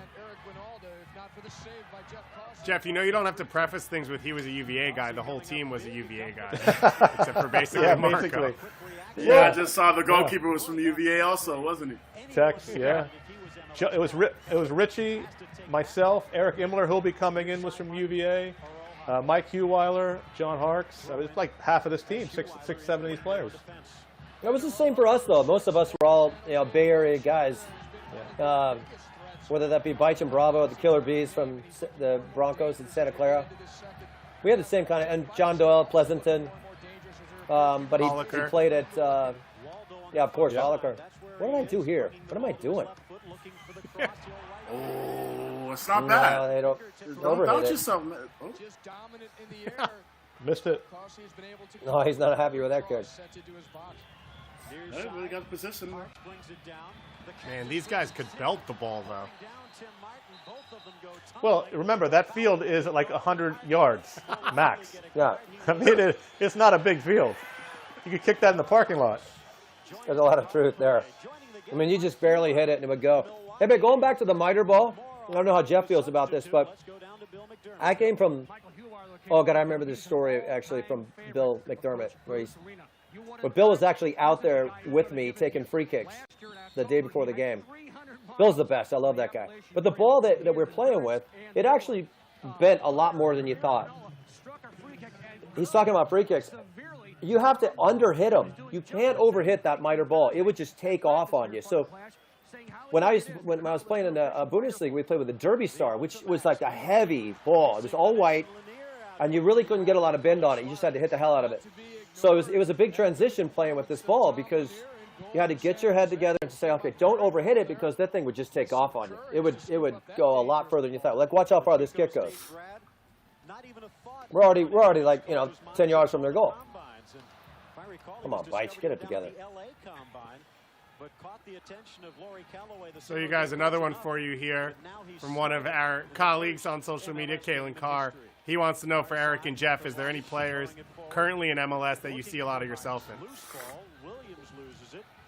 Wow, you go first, Jeff. I'm gonna think about that. I don't know. Yeah, it's hard to compare these eras because they're just very different players. I can't think of one off the top of my head. I think good. It's become much more sophisticated in terms of how the back three or back four, even a five are playing. No, I was not fast, so I definitely was not. It was not Beasley for me as the comparison. You don't look Matt Beasler. Oh, Beasler. Sorry. Matt Yeah. Beasler. Yeah, I could see a little bit of that. But it was Yeah, well, there's different. I mean, I think my attributes were not about my speed or my physical attributes. It was mostly more skill related, and so I was a good passer out of the back, and I was a smart guy, and that's what sort of I built my career on. But it wasn't about being too physical unless you had to be, and then you win your share of balls and you do what you can. But you try to be as technical as you can, and then I give on cue give one up right there. Jeff, you can't sell yourself but too short. Sorry, Eric. I think this week you were quoted as saying he had the biggest calves you've ever seen on a person. Yeah, they're ridiculous. They're like redwood forest. But I think if I have any criticisms of the league today, it's just so many guys that turn out of one-on-ones. I don't know why. I was just the guy that I was waiting an entire game for those kind of moments. And so many times in the modern game, we just see guys not recognizing the one-on-one situations. One-on-two is different, but if you got a chance to take somebody on one-on-one, you got to go. You got to have the confidence every single time to go at people at speed, and it's a game changer. Even sometimes, if you get the ball wide, to just turn out of it and go back to keep possession. One, that's boring, and two, you didn't move the line. You didn't at least try to convince that right back, even if you're not going for it, that you're thinking about it, to make him move the 5 yards. That makes the center backs move. That makes the left back on the complete other side of the field respect the line. So you move it in order to give your midfielders more space. So it's not just a trap and a pass to the next guy, but maybe a trap and a shot. So he's 30 yards out, not 40 yards out. And I just don't think we have enough players that just want the one-on-one situations, that want the ball, that want to go at people. I think that's a big reason why LAFC has been successful, is because when you watch him practice, and I've seen a lot of Bob's practices, that's what they focus on. The whole point is to get Rossi the ball, to get Vela the ball in positions where he can go at people and make them move. And that's something I respect. Are we getting close to the other one I miss here? I don't want to. We got time, Eric. Don't worry. We'll get there. I know. I'm going to miss again here in a minute. Yeah, I'm leaving There's in about 10 minutes. There's a slight culture in MLS. There's a culture in MLS right now that I think that a lot of teams are trying to play the toka pass lifestyle. Right. I think that's slightly embedded. I think certain teams are trying to grow a little bit. They're trying to, get better and find better players with the ball at their feet. So I think that's lost a little bit. Wingers, that really just go at fullbacks. I think that's lost a little bit. Because I think that's all over the world, though. I think that's what's been taken out of the game and these one-on-one opportunities is the same almost in every league. You don't have those type of special players anymore. Like the Andres Müllers, who are just going to keep going and going and going, the Sommers who are going to keep going and going, those type of players. And I think it's a tactical game. It's a much more densely tactical game today, all around the world, not just in MLS, but all around the world. What I'll say about MLS, though, today versus these days is you've got a real identity of how teams play now, or a better identity of how teams play. You know how LAFC is going to play. You know how New England's going to play. You know how DC is going to play. And so there's an identity around what that team is, and you didn't have that, at least in these first early years, for sure. Yeah. Well, I thought DC got there. I thought DC was a team that was the most frustrating part, is you knew what you guys were up to, but you were so good at it, and you had the right pieces. You had. In the end, you had pieces like Johnny Maisner, who just ran the wing better than anybody. Created so much space, just selfless running. He would take off, and Marco would have an office, and it was an important part of it. All right, this is where it is. That's Paul Holliker coming in, who's in charge of the academy out in Houston, which is kudos to them. He's a phenomenal soccer mind. But I think it's right here. This is a great pass from Emanello. Is it right here? I don't know. Maybe it's a little bit down the road. Eric, I can see a slight grin on your face. Your moment is coming, and I know you're feeling it right now. No, there's a bad moment coming first. There's a bad moment before the good moment. It's coming, and okay. I still kick myself to this day that I really should have done better with it. But you can see the ball kicks up on me, and I miss it, and I hate watching it. We got better, though, as the game went on. Yeah. Save them inside. Aye. Oi, oi, oi. Come on, Eric. Oh, goodness gracious. Well, good job, keeper. Look, you gotta come out. You gotta come out. Hey, if you gotta rock somebody, you gotta rock somebody. I'm walking that off, but that hurt, man. I'm trying to walk that off and be cool about it, but he got me good. He stood up fairly quickly. I know, but that's what we did back then. We didn't fall down and roll around, okay? That's just not what you did. Hey, man. Stay off my grass. Just get up and get on with it. It's coming, man. I I just screw up appreciate how here. true the goalkeeper union is for Bill. Doesn't It's matter how rock many years solid, and it apart. continues to be. Yeah. That union is strong, Goss. That union is strong. As long as he doesn't do any more drop kicks, it'll remain strong. There we There you go. go. Roll it out. There we go. Watch out, Barcos, though. Are you kidding me? It's all the way to the 18. Yeah, Okay, here it is. That's midfield. This is it right here. No, but you get a low angle, too. Watch the run. I take off, and he finds me. Yeah, this is a good one. It's a good pass. Good ball. Oi, oi, oi. Ooh, Wynalda with the run to the back post. A perfect ball right in front of him. He just puts No, it but watch wide. it kick up. No, but watch it kick up, and then it's too close to me. That's my excuse. But I really thought I blew it. I thought right here, because it just kicks up on me, and then I'm too close to it when I hit it. I should You have didn't scored, even man. look at the goal, did you? Never at No, one moment did you knew where it was, didn't you? Well, I always know where the goal is. It's just I missed it. The ball checked up. The ball did check up. Came It back. did. It was Eric, right there. I'm yeah. thinking I screwed up. I ESPN's thought I blew thinking it. you're I the thought- first American-born player to play in the Bundesliga at that time. Oh, That's wow. Paulie. Is that a fact check? Eric Wynalda is the first Bundesliga player? Yep. American-born, yeah. Bill, I'm the first to do a lot of things, good and bad. Just Okay, big dog. All right. There's the forward union We'll coming save that out. for Okay, Yeah. there you go. oh, I'm pissed. So- I So, Jeff, you've talked I'll about tell this you game what, for... good hair. There you go. Jeff, Good Eric, haircut. you guys have talked about this game all week. You've talked about it for a while. At this point, did you think it was going to end 0-0? Yep, 100%. Yeah, I think we were afraid it was going to end, 0-0. And man, this was just right now. People were unfit and very tired, and we were just trying to get through it. And look, we're the away team, so we're trying to get a point on the road, right? And keep this in mind. You can't see them, but right now on the sidelines and behind the goal that the goal is scored in, there's a whole crew of people getting together flags, cones, extra balls for the shootout, and a clock, and they're rolling it around, and we're like going, oh God, this is really going to happen. We got to do a shootout. I remember half of our staff with Callaway and Materano, they're on the bench trying to figure out who the 5 shooters are. They weren't even really thinking about the game anymore. They were already trying to figure out, okay, what do we do? The shootout thing. How do we handle this? So, and I'll never forget that. It was Brian Holmes and that whole crew behind the goal, all wearing orange and trying to get that big clock that it was, had 5 seconds to shoot. I'll never forget that. I was thinking, and I hated it. I know Jeff likes it. I hated it. I just didn't Jeff, want would to you have end the game taken that one? way. Oh yeah, Would you I have would've taken one, Jeff? Yeah, I would have definitely taken one. The thing You about actually this, scored one of the best ones I've ever seen when you flipped it up, and then you chested it down, and then you hit it. And I was like, the key- damn.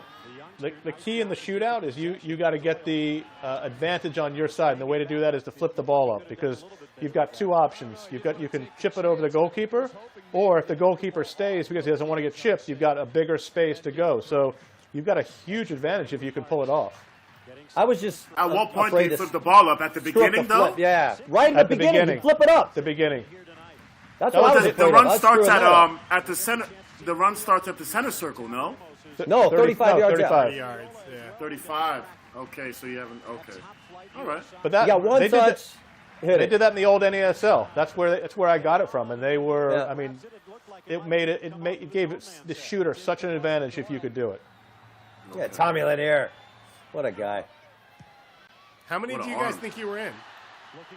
Oh, well done, Jeff. Yes, I know exactly how many. I was in 13, and I made 9. So I missed a lot. That was bad.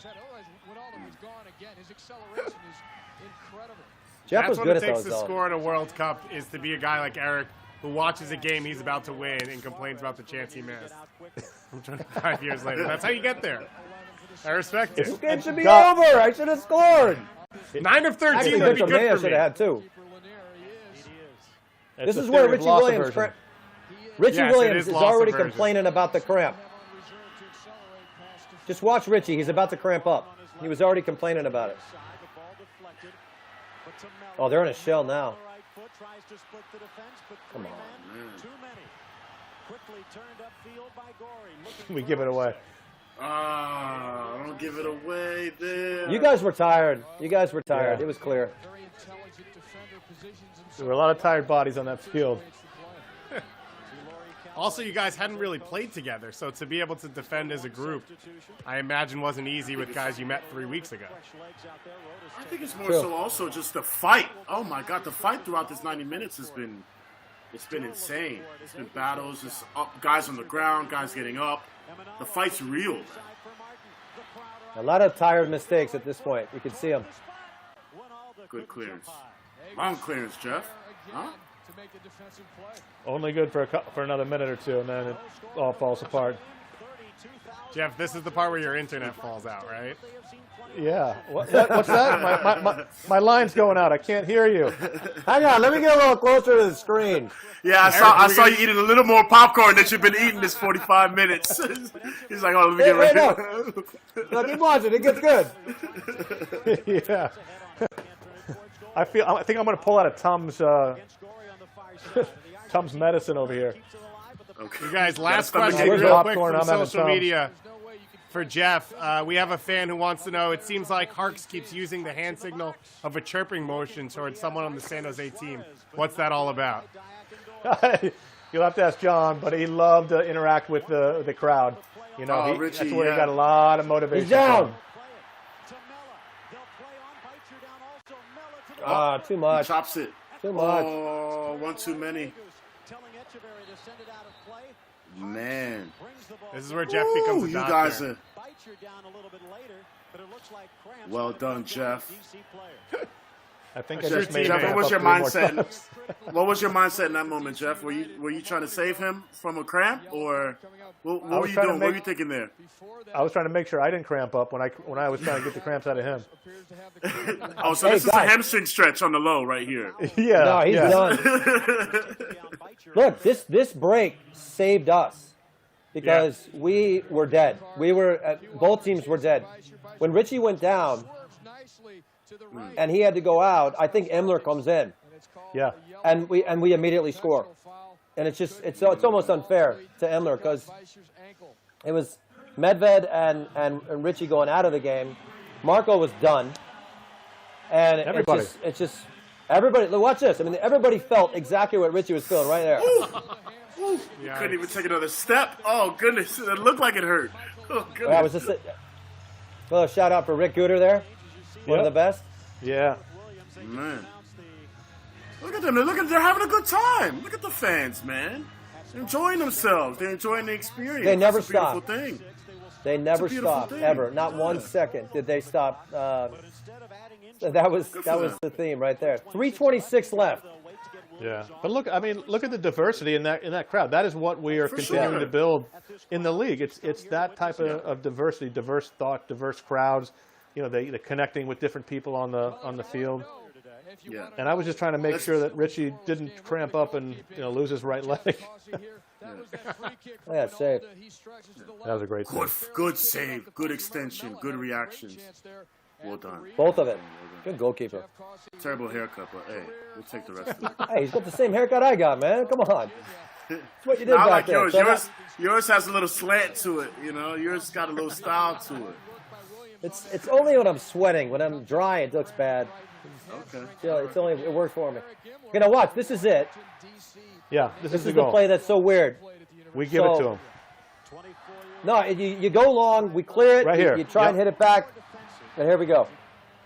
See you guys later. No, you stay right there. That was the mistake right there. Thorley Yes. went in. Oh, he dove in. Yeah, and then this is where here's my nightmare scenario. Whoop! Chop, chop. Oh, yo, yo, yo, yo, yo, yo. Eric Wynalda jumps to the inside. Finishes in the far post. 1-0 San Jose. You got a future as a commentator. MLS is here.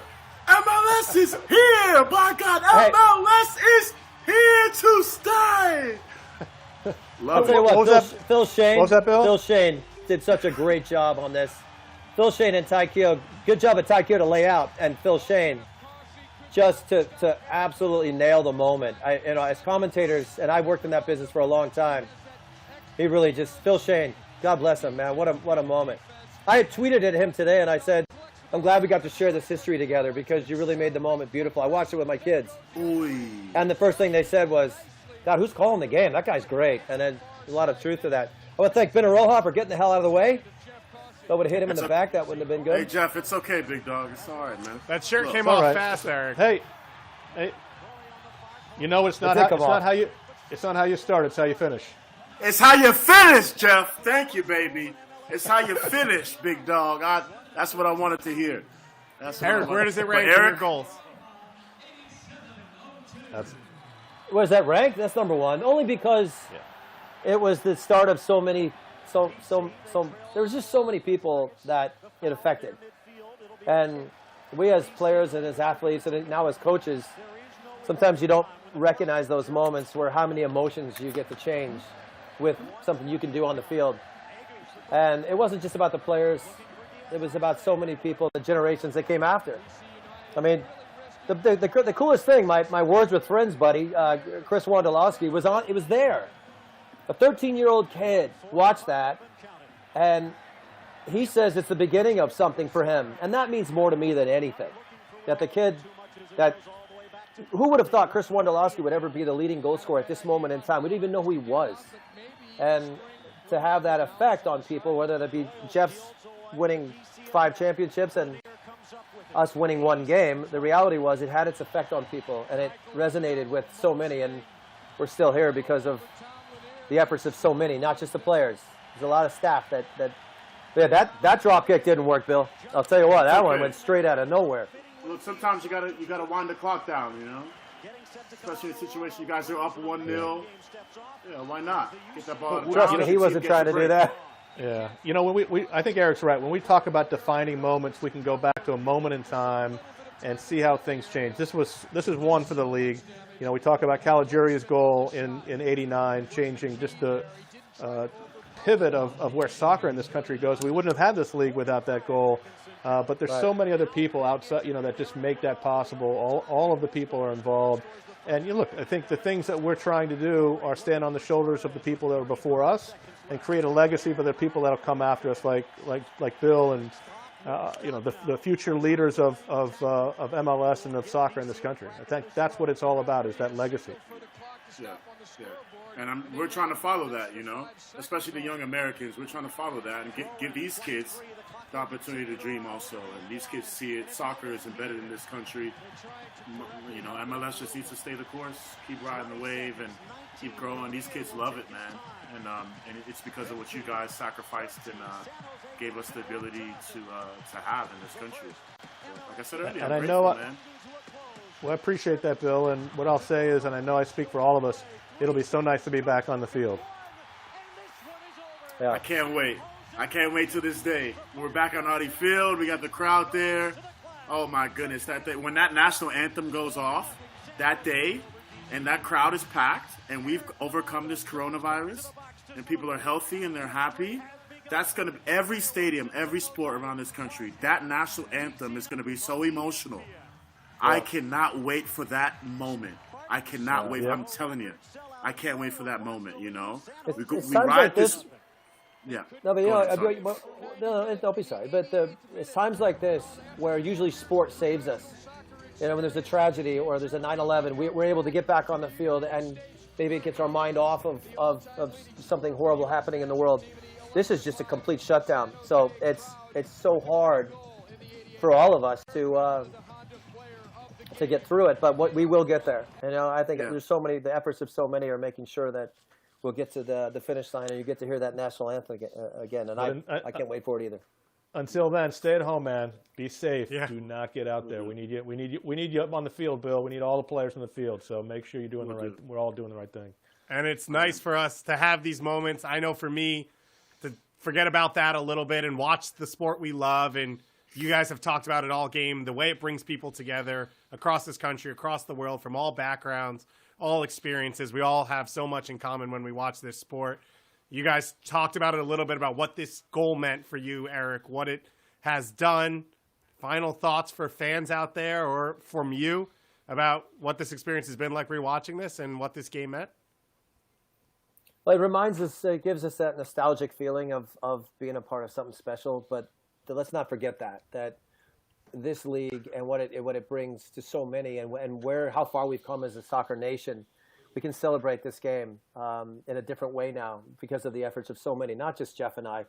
We're very proud to be pioneers or whatever you want to call us. But the truth is as soccer people, we're becoming a better soccer nation. And that is a part of all of us. So God bless everybody out there. Stay safe, as Jeff said. And let's get through this. And we'll get to see Bill play again. Bill, is that little Ben Olsen that you have there, your little dog? No, it's a girl. It's a girl, Xena. Xena Warrior Princess. There you go. You'd be amazed how many people have no idea where the reference Xena comes from. Bill, you crazy. watched this game. You've never seen this game before. What's your thoughts? What's your takeaways from chatting with Eric and I've Jeff seen the and goal. watching this? Eric and Jeff, Yeah. I've seen the goal. Okay, to be fair, I didn't know that the moment was against Jeff. So it makes me feel a little bit bad right now. But Eric, I've seen the goal. I've seen the first. Don't feel MLS bad. goal. Just go get some of this. It's great. I'm gonna get some popcorn and watch it over again on YouTube. No, but thank you guys for that moment. That moment is history. It's gonna be history in this country forever. It needs to be in a museum at some point. Unfortunately, Jeff, you're on the receiving end, but you're still Hey, but there. Jeff, You good gave us news the that Bill didn't know it opportunity. was you. Clearly, you're I did it. under the radar there. And I will never ever say it again. I will never say it again. It stays between you. I appreciate that, Bill. Right there. All right. Amen, brother. Jeff, Amen. final thoughts from you? I echo a lot of what Bill and Eric said. I'm proud and really honored to be part of history, even though I don't see it in a lot of the same lights as probably Eric does. But it got us off on the right foot. It put us in a trajectory going forward. It created a legacy. It was part of history. It's part of a time capsule. I can't wait to see it in another 25 years, but it'll be good to get to have it behind us and really start concentrating on the things that we're doing today to help players like Bill and all of the players in MLS be as good as they possibly can, and again, to make MLS one of the best leagues in the world. Well, for all the fans out there who enjoyed this one, we've got another one coming for you on Wednesday, 4 p.m. Eastern Time. MLSsoccer.com's Matt Doyle and Andrew Wiebe will join Jonathan Mensah and Andrew Gutman to watch the Hell is Real Derby from 2019. Bill, I know you're a big fan of it. I know you're going to be tuned in for that one. That's your favorite name. Yeah, I'll be tuned in for sure. I'll be checking it out to make sure I kind of get the culture of the Hell is Real Derby, okay? All right. And make sure to go to Ohio, baby. MLSsoccer.com. You can go to all of your team websites to learn about MLS Unites, what the league, what soccer is doing to try and help us fight through this COVID-19 pandemic, as you guys have all spoken about, and we cannot wait for the day when we are all back. ESPN2 is showing a 4-game marathon of MLS Classic matches. That's starting at 6 p.m. Eastern Time, so right about now. So if you still don't feel like you have your fill, you can basically go watch the Galaxy win big games for like 8 straight hours, because that's what MLS Classics look like sometimes if you don't let Bill and Jeff pick the games and you don't get the DC love as much. But for all of us, thank you for watching. As everyone has said, be safe, stay home, do what you have to do. For myself, thank you guys for being here. This is a great way. I'm going to be grinning all night after this experience. It was awesome to talk to you guys, what you guys have done for the game. Bill has said it a million times, but we love this sport. We love the way it is in this country, the way it's growing. Big respect. Yeah, you guys are the ones who got it started. You guys are the one who fought through so much, and you're still changing it. Eric Wynalda, of course, head coach of the Las Vegas Lights. Jeff Agos now working at the league in Major League Soccer, and Bill Hamid sometimes occasionally saving shots, but most of the time just hanging around yelling Doing in my locker best. I'm rooms and trying. hallways. I'm Wherever trying. he I'm gets the opportunity. For all of us, this has been MLS Classics Remix. Thank you for watching and have a great night.